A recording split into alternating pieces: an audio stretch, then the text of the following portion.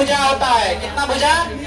तो अब देखिए 3 भुजा से त्रिभुज बनता है, तो तीनों भुजा का मतलब जांच कैसे करेंगे कि त्रिभुज बनता है कि नहीं बनता है? नहीं, किन्हीं 2 भुजा को जोड़कर यदि तीसरी भुजा से बड़ा हो जाए तो वह त्रिभुज बनेगा। यदि किन्हीं 2 भुजा को जोड़ने पर तीसरी भुजा के बराबर हो जाए तो वह त्रिभुज नहीं बनेगा। समझ में आ रहा है ना? तो अब यहाँ पे हम लोगों को देखना है त्रिभुज जो है क्या करना है। कोई ये जो है त्रिभुज बनाने के लिए हम क्या करते हैं, कोई ले लेते हैं 5 सेंटीमीटर का भुजा, कोई 6 सेंटीमीटर और कोई 7 सेंटीमीटर। इतना सेंटीमीटर का भुजा का जो है कहेगा कि त्रिभुज बनाइए। इतना सेंटीमीटर का तीनों भुजा है, कहेगा त्रिभुज का निर्माण कीजिए। तो त्रिभुज कैसे बनाएंगे वो देखिए। यहाँ पर कोई एक भुजा ले लेंगे, जो बड़ा है वही ले लेंगे। समझ में आ रहा है ना? बड़ा भुजा जितना सेंटीमीटर है उतना सेंटीमीटर क्या करेंगे, चाप की सहायता से खींच देंगे। कितना सेंटीमीटर? 7 सेंटीमीटर। समझ में आ रहा है ना? कहीं प्रॉब्लम? अब उसके बाद क्या करेंगे, अब बच गया वो भुजा गया 2 को। कौन कौन? 5 सेंटीमीटर और 6 सेंटीमीटर। इस दोनों में से कोई एक भुजा का माप ले लेंगे। कोई ले लेंगे 5 सेंटीमीटर या नहीं तो 6 सेंटीमीटर। तो चलिए 5 सेंटीमीटर भुजा को क्या करेंगे, माप लेंगे। कौन सी पे? स्केल पे माप करके यहाँ रख करके 5 सेंटीमीटर इस प्रकार से काट देंगे। कितना सेंटीमीटर काटेंगे? 5 सेंटीमीटर। उसके बाद जो है फिर क्या करेंगे, कितना सेंटीमीटर का मापेंगे? 6 सेंटीमीटर। 6 सेंटीमीटर का माप के यहाँ से इस प्रकार से काट देंगे, यहाँ रख करके। समझ में आ रहा है ना? जैसे ही काटेंगे तो यह एक दूसरे को काट देगा। अब काटने के बाद इसको यहाँ से मिला देंगे, इसको यहाँ से मिला देंगे। ये हो गया 5 सेंटीमीटर और ये हो गया 6 सेंटीमीटर। त्रिभुज का निर्माण हो गया ना? क्या त्रिभुज का निर्माण आप लोग कर सकते हैं? कहीं दिक्कत नहीं है? अब इसी प्रकार से आप लोगों को दे देगा क्या, 6 सेंटीमीटर, 8 सेंटीमीटर और 10 सेंटीमीटर का एक त्रिभुज बनाइए। समझ में आ रहा है ना? 6 सेंटीमीटर, 8 सेंटीमीटर और 10 सेंटीमीटर। तो अब यहाँ पे देखना है क्या कि सबसे पहले क्या करेंगे, किसको खींचेंगे? बड़ा होगा उसको भी खींच सकते हैं। तो सबसे पहले बड़े वाला को क्या करेंगे, खींच लेंगे, आसान होगा। ठीक ना? यानी 10 सेंटीमीटर माप के खींचेंगे इसको। समझ में आ रहा है ना? 10 सेंटीमीटर माप के खींच दिए। अब फिर क्या करेंगे, स्केल पे हम माप लेंगे। कितना सेंटीमीटर?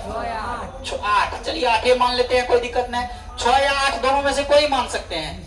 तो 8 सेंटीमीटर मान लीजिए। हम क्या किए, मान लिए कौन सी पर? स्केल पर मापने के बाद हम क्या करेंगे, 8 सेंटीमीटर का एक डिवाइडर यानी चाप काट देंगे। काट दिए। फिर अब मापेंगे कितना सेंटीमीटर? 10 तो ले लिए हैं। 6 सेंटीमीटर। तो 6 सेंटीमीटर का लेकर के क्या करेंगे, इस प्रकार से खींच देंगे। समझ में आ रहा है ना? जैसे ही खींचेंगे तो एक दूसरे को काटेगा, इस प्रकार से ये त्रिभुज का निर्माण करेगा। समझ में आ रहा है ना? समझ में आ रहा है ना? ये समकोण त्रिभुज बनेगा। देखिए समकोण बन रहा है, समकोण त्रिभुज का निर्माण करेगा, क्योंकि 10 का स्क्वायर होता है 100। हो गया ना? तो ये देखिए इस प्रकार का त्रिभुज का निर्माण हो गया। कहीं दिक्कत? क्या आप लोग त्रिभुज बना सकते हैं? ये हो गया 8 सेंटीमीटर और ये हो गया 6 सेंटीमीटर। त्रिभुज का निर्माण हो गया ना?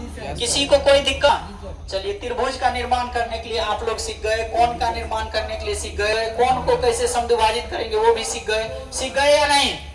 चलिए बहुत अच्छी बात है। निर्माण करना तो सीख गए ना? अब कहेगा इसी के समरूप एक और त्रिभुज का निर्माण कीजिए। इस त्रिभुज के समरूप एक और त्रिभुज का निर्माण कीजिए, जो इस त्रिभुज के संगत भुजा का 2/4 गुनी हो, 2/5 गुनी हो, 5/8 गुनी हो, 3/2 गुनी हो, कुछ भी कह सकता है। समझ में आ रहा है ना? तो इसी त्रिभुज के समरूप एक और त्रिभुज खींचना है।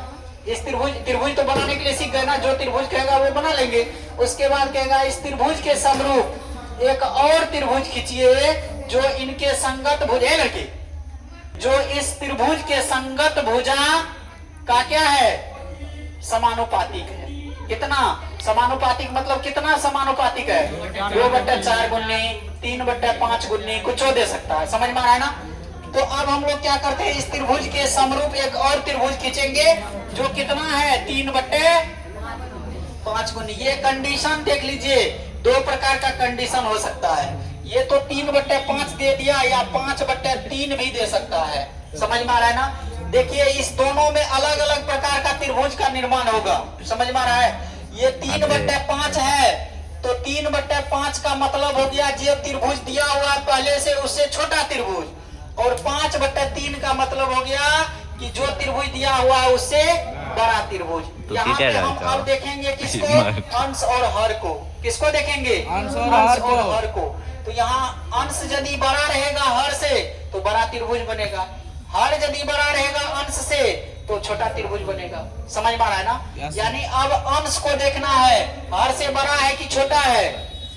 इसमें देखिए अंश जो है हर से बड़ा है कि छोटा, छोटा है, इसीलिए छोटा त्रिभुज बनेगा। यहाँ देखिए अंश जो है हर से बड़ा है कि छोटा, बड़ा त्रिभुज बनेगा। किससे बड़ा, जो पहले से दिया है। समझ में आ रहा है ना। किससे छोटा, तो जो पहले से बड़ा छोटा उसी से होते रहेगा। समझ में आ रहा है ना। तो पहले चलिए दोनों स्थिति में हम लोग देख लेंगे। पहले स्थिति हम देख लेते हैं कि 3/5 गुनी हो, 3/5 गुनी। इसके लिए हम लोग क्या करेंगे, एक त्रिभुज का निर्माण तो कर लिए। अब इस त्रिभुज के निर्माण करने के बाद इसी त्रिभुज के समरूप एक और त्रिभुज खींचना है। तो इसको खींचने के लिए मान लेते हैं ये ए है, बी है और एक त्रिभुज हो गया। अब क्या करना है कि इसके मतलब यहाँ से कोई किसी एक को मतलब केंद्र मानकर, बी को या सी को, किसी को एक को केंद्र मान लेंगे, ए को मान लेंगे। समझ में आ रहा है ना। तो इसको केंद्र मानकर लगभग 60 डिग्री का कोण बनाते हुए एक रेखाखंड खींच देंगे। लगभग कितना डिग्री, आपके नहीं, लगभग का मतलब समझ रहे हैं ना। 60 से थोड़ा छोटा हो जाए तो कोई दिक्कत नहीं है, बड़ो हो जाए तो कोई दिक्कत नहीं है, लेकिन न्यून कोण खींचना है 60 डिग्री के आसपास। बात समझ में आ रहा है ना। लगभग कितना डिग्री का, 60 डिग्री। ये माप के नहीं खींचना है, माप के नहीं खींचना है। कितनों बड़ा खींच देंगे कोई दिक्कत नहीं है। अब लेकिन क्या करेंगे, अब ये देखना है 3/5 गुनी है। कितना, 3/5 गुनी खींचना है। तो अब ये देखना है कि सबसे बड़ा कौन है, 3 और 5 में कौन है, 5। तो अब क्या करेंगे, 5 को बिंदु इस पर समान दूरी पर काटेंगे चापे से। कौन चीज से, 1 2 3 4 और 5। कितना बिंदु काटेंगे, चाहे अंश में बड़ा हो या हर में, बड़ा संख्या जो होगा उस उतना बिंदु इस पर से काट लेंगे। काट लिए। अब क्या कर, दूरी पर काट लिए। समान दूरी पर काटने के बाद अब ये देखना है कि हर में कितना है। तो हर में इसमें 5 है, तो हर में जितना होगा, मान लीजिए हर में 3 रहता तो तीसरे बिंदु इसको मानेंगे B1, इसको B2, इसको B3, इसको B4, इसको B5। अब हर में जो रहेगा उसी को C से मिलाएंगे। समझ में आ रहा है ना। B यानी 3 रहता हर में, तो 3 को मिलाते इस C से, लेकिन हर में है क्या, 5। तो इस 5 से C को क्या करेंगे, B5C को मिला दिया। B5C को क्या किया, मिला दिया। अब देखिए, अब अंश को देखेंगे। किसको देखेंगे, अंश को। अंश कितना है, 3। तो B3 पर से क्या करेंगे, B5C के समांतर एक रेखाखंड खींचेंगे। किसके समांतर, B5C के समांतर। तो समांतर खींचने के लिए तो आप लोग को नहीं बताए हैं, अभी सीखिए। देखिए इसके समांतर कहां से खींचेंगे, यही बिंदु से। समझ में आ रहा है ना। समांतर खींचने के लिए क्या करना पड़ता है, इस पर जो है हम डिवाइडर को रखेंगे, इतना बड़ा का कोण माप लेंगे। माप लिए, उतने बड़ा का उठा के इस पे ले जाएंगे, ऐसे करके वो फिर चाप काट देंगे। काट दिए उतने बड़ा का, जितना बड़ा का ये काटे थे। ठीक। अब फिर क्या करेंगे, डिवाइडर से इस कोण को मापेंगे, कितना बड़ा का कोण है। देख लिए, इस कोण को मापेंगे, जितना बड़ा होगा उतने बड़ा का उठा के लाएंगे, ऐसे करके काटे। जैसे ही काटे कि ये समांतर रेखाखंड खिंचा गया। समझ में आ गया ना। ये दोनों क्या हो गया, समांतर हो गया। समझ में आ रहा है ना। फिर अब क्या करना है, इसके समांतर यहाँ से एक रेखाखंड खींचना, इसमें ना त्रिभुज बनाना है। तो अब क्या करना है, यहाँ अभी समांतर खींचने के लिए बताए ना, इसके समांतर खींचने के लिए यहाँ रखेंगे, इस दोनों को ऐसे करके मिला देंगे। उतने बड़ा का यहाँ उठा के लाएंगे, इतना बड़ा ये खींच देंगे चाप। अब इसको माप लेंगे कौन कितना बड़ा है, उतने बड़ा का यहाँ से काट देंगे और काटेंगे, इसको मिलाते हुए एक रेखा खींच देंगे। देखिए समांतर हो गया, त्रिभुज का निर्माण हो गया। ये छोटा त्रिभुज बोले थे क्या कि अंश यदि छोटा होगा तो त्रिभुज छोटा होगा, अंश यदि बड़ा होगा तो त्रिभुज बड़ा होगा। इसको मान लेते हैं डी, इसको मान लेते हैं ई। अब देखिए BDE एक त्रिभुज का अन्य त्रिभुज का निर्माण हुआ जो कि इस त्रिभुज के संगत भुजा के 3/5 गुनी है। 3/5 गुनी है, समझ में आ रहा है ना। सभी भुजा का संगत भुजा का 3:5 मतलब क्या 3/5 गुनी है। ये इस त्रिभुज का कितना है 3/5 गुनी, समझ में आ रहा है ना। कहीं दिक्कत है किसी को? दिक्कत है? अलावा हम एक्स्ट्रा बता रहे हैं कि इसको समांतर खींचने के लिए कैसे खींचा जाता है। तो ये देखिए एक रेखाखंड है, नहीं पहले से एक रेखा यहाँ से खींचा हुआ है, ठीक है। अब मान लीजिए कि हमको इसके समांतर कहीं बिंदु कोई है, उससे इसके समांतर एक रेखाखंड खींचना है, समझ में आ रहा है ना।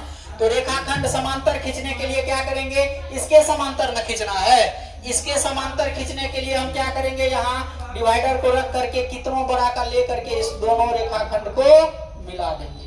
मिला दिए, अब उतने बड़ा का उठा करके फिर चाप काटेंगे, फिर चाप काट दिए ना।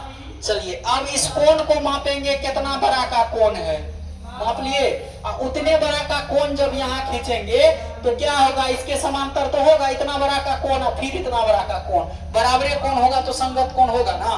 तो संगत कोण होगा तो ये दोनों क्या होगा, समांतर रेखा होगा। नहीं समझ में आया? हो गया समांतर रेखा, नहीं समझ में आया? बना लीजिएगा ना।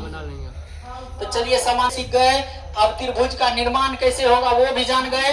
अब बात रहा कि आप लोग बोले कि 3/5 गुनी का, तो 5/3 गुनी का बड़ा होगा, वो कैसे होगा, समझ में आ रहा है ना। तो चलिए देखिए वो कैसे होगा। अब उसके लिए हम लोग फिर जानते हैं काम उतना ही करना है जितना उसमें किए हैं, समझ में आ रहा है ना। तो इसके लिए एक मान लीजिए त्रिभुज पहले से बनाया हुआ है, ये त्रिभुज पहले से बनाया हुआ है, कहीं दिक्कत है? इसको मान लेते हैं ABC। अभी आप लोग को बोले थे किसी को एक को केंद्र मानकर लगभग कितना डिग्री का कोण बनाते हुए, 60 डिग्री का कोण बनाते हुए एक रेखाखंड खींच देंगे। फिर उस पर समान चाप से क्या बिंदु काटेंगे, 3 की 5, जो अंश और हर दोनों मिला के जो बड़ा होगा उतना। तो कौन बड़ा है, 5, तो 5 को समान दूरी पर काटेंगे, बड़ा छोटा नहीं होना चाहिए। दूरी जो है बिल्कुल समान होना चाहिए, 1 2 3 4 5 हो गया। अब अभी आप लोग को बोले थे ये हो गया आपको B1 B2 B3 B4 B5। अभी बोले थे आप लोग को कि हर में जो होगा उसी को C से मिलाएंगे, बोला गया था क्या। तो हर में देखिए क्या है 3, तो 3 है तो 3 B3 से C को मिला दीजिए, मिल गया। अब क्या करेंगे, इसके समांतर फिर किस पर से खींचेंगे, B5 पर से। कहां से, B5 पर से। तो B5 पर से खींचने के लिए हम लोग को क्या करना पड़ेगा, इतना बड़ा का कोण बनाना पड़ेगा, चाहे इतना बड़ा का कोण बनाइए, दोनों में से कोण बना लीजिए, कोई दिक्कत नहीं। ये कोण हो गया, उसके बाद ऐसे करके खींच लीजिए, ये कोण को माप लीजिए, फिर इस कोण को माप लीजिए, और इसको बनाते हुए एक रेखा खींच दीजिए, जहां जाए कोई दिक्कत नहीं है। अब इसको क्या करना पड़ेगा, बढ़ाना पड़ेगा, बढ़ा दिए, यहाँ करके काटा। फिर अब क्या करेंगे, इसके समांतर यहाँ से खींचेंगे, समझ में आ रहा है ना। इसके समांतर खींचने के लिए फिर क्या करेंगे, इस कोण को ऐसे काटेंगे, समझ में आ रहा है। उतने बड़ा का रख करके एक बार ऐसे काटेंगे, इस कोण को माप लेंगे, फिर इस कोण को माप के इस प्रकार से खींच देंगे, जहां चल जाए, और इसको बढ़ाएंगे वहां पे जाके मिल जाएगा। त्रिभुज का निर्माण हो गया, डी और ई देख लीजिए, ये हो गया DBE, त्रिभुज का निर्माण हो गया, जो कि इस त्रिभुज के संगत भुजा के 5/3 गुनी है। समझ में आ गया ना। अब सब कुछ हम लोग रचना का सीख गए हैं पहला चैप्टर के लिए। अब हम लोग को सीखना है रचना का चरण। रचना का चरण क्या होता है, कैसे लिखेंगे, समझ में आ रहा है ना। तो रचना का चरण लिखने के लिए कोई दिक्कत नहीं है, जो काम करेंगे वही लिखेंगे, जो करेंगे वही लिखेंगे, जितना काम करेंगे उतना ही लिखेंगे। अब देख लीजिए, इसमें सबसे पहले तो आप लोग को कहेगा एक त्रिभुज का निर्माण कीजिए जो इतना सेंटीमीटर इतना सेंटीमीटर इतना सेंटीमीटर का है। तो अब मान लेते हैं कि BC, तो BC कुछ सेंटीमीटर का होगा रेखाखंड, तो लिख देंगे सबसे पहले BC खींचे हैं। सबसे पहले क्या लिखे हैं, तो देखिए यहाँ रचना के चरण 1 नंबर में लिखेंगे BC बराबर जितना सेंटीमीटर रहेगा उतना सेंटीमीटर का एक BC बराबर x सेंटीमीटर का एक रेखा खंड खींचा। रचना का चरण लिखने के लिए बता रहे हैं। अब उसके बाद दूसरा नंबर में क्या किए? दूसरा नंबर में त्रिभुज बनाने के लिए तो चाप काटना पड़ेगा इधर से नहीं। अब क्या करेंगे, मान लेते हैं ये y सेंटीमीटर है, ये z सेंटीमीटर है, ये x था, ये y है, ये z है। नहीं समझ में आ रहा है? अब हम क्या करेंगे, अब लिखेंगे कि b को केंद्र मानकर y सेंटीमीटर का एक चाप काटा, y सेंटीमीटर का एक चाप काटा। फिर c को केंद्र मानकर z सेंटीमीटर का एक चाप काटा, जो एक दूसरे को a बिंदु पर प्रतिच्छेद किया। समझ में आ रहा है ना? रचना के चरण में लिखेंगे ये चीज। यहाँ पर लिखना पड़ेगा 2 नंबर में क्या, b को केंद्र मानकर केंद्र मानकर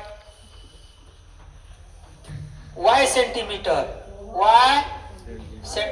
का एक चाप काटा। कहीं दिक्कत? फिर तीसरा में लिखेंगे C को केंद्र मानकर, किसको केंद्र मानकर? C को केंद्र मानकर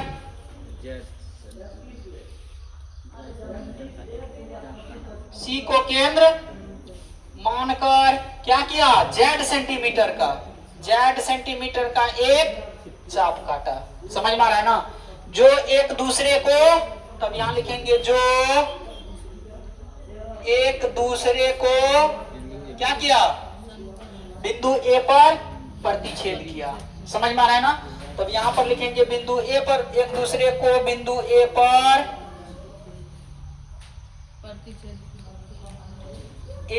प्रतिच्छेद किया। समझ में आ रहा है ना? अब फिर तीसरा नंबर में लिखेंगे क्या, A से B तथा C को मिलाया। A से या नहीं तो AB तथा AC को क्या किया, मिलाया। नहीं समझ में आ रहा है? अब फिर लिखेंगे 4 नंबर में, तो मिला दिए तो क्या हो गया, त्रिभुज बन गया। तो इस प्रकार लिखेंगे, इस प्रकार त्रिभुज ABC का निर्माण हुआ। कहीं प्रॉब्लम? अब चलिए फिर 5 नंबर में, उसके बाद क्या किए हैं याद है आप लोगों को? क्या किए थे? B को केंद्र मानकर लगभग 60 डिग्री का कोण बनाते हुए CBX एक न्यून कोण खींचा। कहीं दिक्कत? यही किया है। कौन कौन खींचे हैं? CB, यहाँ पर X मान लीजिए या कुछ P मान लीजिए, CBP एक न्यून कोण खींच दिए ना। कहीं दिक्कत? जब खींच दिए तो फिर उसके बाद लिखना पड़ेगा सबको, क्या समझ में आ रहा है ना? उसको लिख दिए। फिर अगला नेक्स्ट नंबर में लिखेंगे BP को, यानी BP पर समान चाप से 5 बिंदु काटा, जो B1 बराबर B1 B2 बराबर B2 B3 बराबर B3 B4 बराबर B4 B5। समझ में आ रहा है ना? यहाँ तक हो गया। फिर उसके बाद क्या किए, B5 से C को लिख देंगे, B5 से C को मिलाया। जितना काम करते हैं उतने लिखते जाएंगे, रचना का चरण वही है। समझ में आ रहा है ना? मिला दिए। उसके बाद B3 या लिखेंगे B3D समांतर B5C खींचा, B3D समांतर B5C खींचा। ठीक, यहां तक हो गया। अब उसके बाद DE समांतर CA खींचा, DE समांतर CA खींचा। समझ में आ गया? इस प्रकार त्रिभुज ABD का निर्माण हुआ, जो पहले वाले त्रिभुज ABC के संगत भुजा का 3/5 गुणनी है। बस इतना लिखेंगे। समझ में आ गया? ये हो गया आपको थ्योरी।